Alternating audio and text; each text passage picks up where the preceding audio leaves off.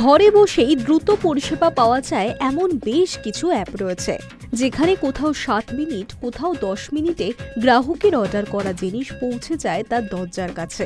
এবার সেই রকমই প্রচলিত অ্যাপ আনতে চলেছে অ্যাম্বুলেন্স পরিষেবা। দ্রুত পরিষেবা দেওয়ার জন্য পরিচিত ওই অ্যাপ এবার গুরুগ্রামে তাদের 10 মিনিটে অ্যাম্বুলেন্স পৌঁছানোর উদ্যোগে আরও জোর দিল। জানুয়ারিতে মাত্র 5টি অ্যাম্বুলেন্স দিয়ে শুরু হওয়া এই পরিষেবা এখন 12টি অ্যাম্বুলেন্সে পৌঁছেছে। একই সঙ্গে অ্যাপটি একটি নিজস্ব প্যারামেডিক প্রশিক্ষণ কর্মসূচি চালু করছে, যেখানে জরুরি মুহূর্তে শুধু চিকিৎসা নয়, সহানুভূতিশীল পরিষেবাও মিলতে পারে।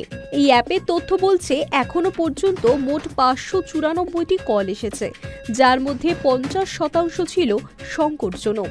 12টি অ্যাম্বুলেন্স এবং 6টি ডিপো দিয়ে অ্যাপটি 83% ক্ষেত্রে 10 মিনিটের মধ্যেই রোগীর কাছে পৌঁছতে সক্ষম হয়েছে। প্রত্যেকটি অ্যাম্বুলেন্সে থাকছে একজন প্যারামেডিক, একজন সহকারী এবং প্রশিক্ষিত চালক। এছাড়াও আছে স্ট্রেচার, হুইলচেয়ার, জরুরি ওষুধ এবং অক্সিজেন সিলিন্ডার। অ্যাপটির এই উদ্যোগ দেশের জরুরি চিকিৎসা পরিকাঠামোয় এক নতুন দৃষ্টান্ত হয়ে উঠতে চলেছে বলে মনে করছে বিশেষজ্ঞ মহল।